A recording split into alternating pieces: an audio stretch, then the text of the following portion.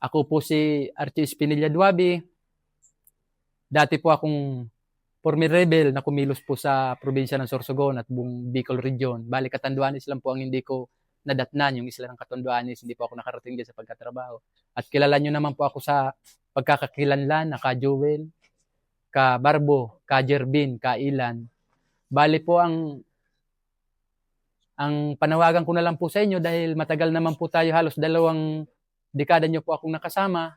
Sa 2 dekada ko po, kaya po ako umalis kasi nakita ko na wala nang saysay yung pangarap ko na sosyalismo, yung pangarap kong magluwal ng magandang lipunan na may pagkapantay-pantay sa karapatan, may pagkapantay-pantay sa usapin pang-ekonomiya, pang-politika at katayuan sa lipunan, ay yun na nagbigay din sa akin ng pagkakalumural ko. Base sa pagkakaintindi ko, kaya ako humawak ng baril dahil sa paniniwala din ng katulad ninyo.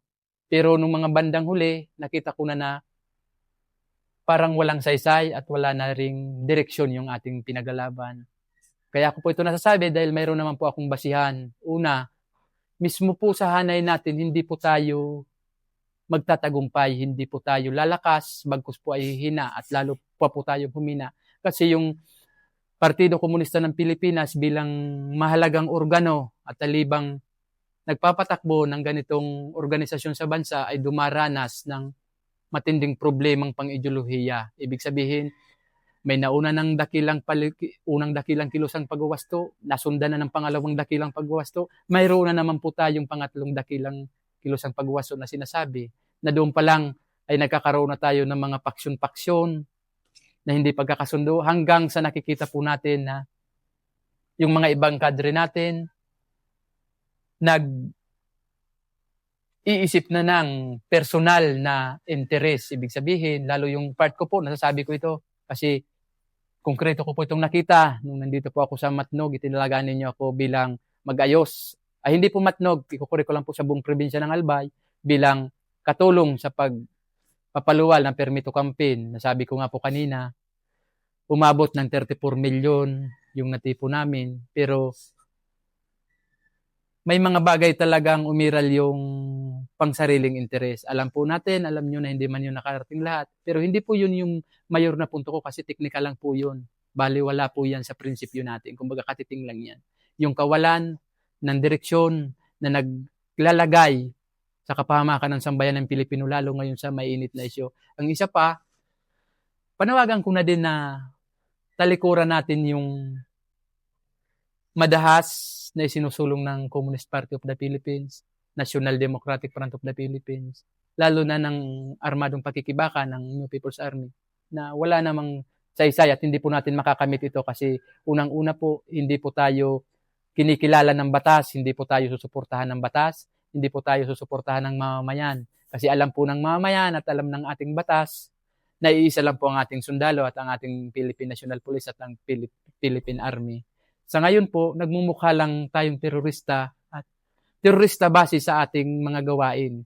Kasi lalo na yung tungkol sa revolusyonaryong buwis, yung RBQ, yung tungkol sa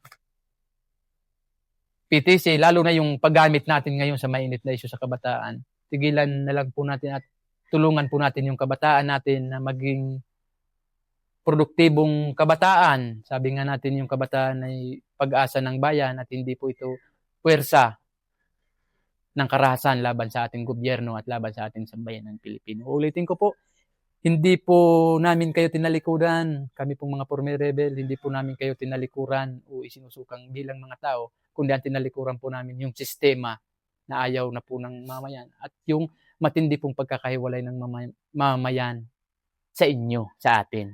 Nasabi ko na naman yan kasi may batayan ako. Sabi ko nga, yung organisasyon natin mismo tayo nag-aaway-away na. Ang isa pa, yung pagkatalo natin, hindi natin matanggap na resulta ng hiwalay na tayo sa mamamayan. Ang sinasabi natin, natatalo tayo, bumubulusok tayo sa ngayon, at hindi na tayo nakakapag-organisa, hindi na tayo nakakapag-recruit dahil sa usapin natin ng kilosang paggawas. Pero hindi po. Yung matinding pagkakahiwalay natin sa mamamayan, yung para tayong desperado sa pagpapasok ng mga kabataan, ng pagsigaw ng karapatang pantao, pero yung linya lang po natin ang naisisigaw natin. Pero pag namamatay na sundalo, ay namamatay na mamamayan na pinarusahan natin, binaril natin, lalo yung sa Negros, 48 na mamamayan doon ang pinatay natin. At inako po yun ng ating hanay, pero wala pong sumigaw ng karapatang pantao doon. Kaya 3 minuto man lang po ito, bukas po kami.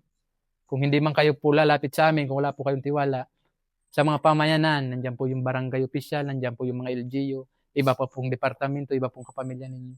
Lumapit po kayo at hinihintay po kayo namin ng mga Porme Rebel at hinihintay din po kayo ng Philippine Army na magbalik loob at makatulong sa ating ipinagpalalaban. Talikuran na po natin itong civil war na nagaganap sa ating bansa. Harapin po natin ang tunay na ating kalaban, yung pagdidepensa sa territorial defense, at alam naman po natin yan, yung problema natin sa West Philippine Sea, at hindi na po sana pa magtagal yung gera natin dito sa ganitong pagkikibaka, kasi hindi tayo makakabuo ng malakas na depensa, hindi tayo makakabuo ng pagdepensa o ipagtanggol ang ating soberanya, kasi kahit kayo, kahit tayo, inang bayan pa din ang pinaghahawakan natin ng baril. Pero kung ganyang hitsura, nagmumukha lang po tayong terorista. At hindi po tayo nagiging hitsura o nagiging positibong puwersa para lumika ng magandang lipunan, lalo na yung sosyalismo. Kasi halimbawa na lang po yung sosyalismo, tinalikuran nga ng malalaking bansang inidolo natin, yung Russia at China.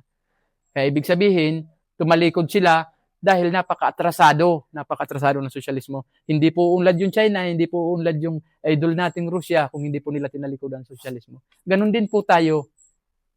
Magsalong na lang po tayo ng sandata at idana lang po natin sa dialogo at pag-usapan kung ang mayor na problema ng bansa at resolbahin po ang problema ng bansa at magkaroon na ng pangmatagalang kaunlaran at pangkapayapaan na hindi po idinadaan doon sa armadong pakikibaka.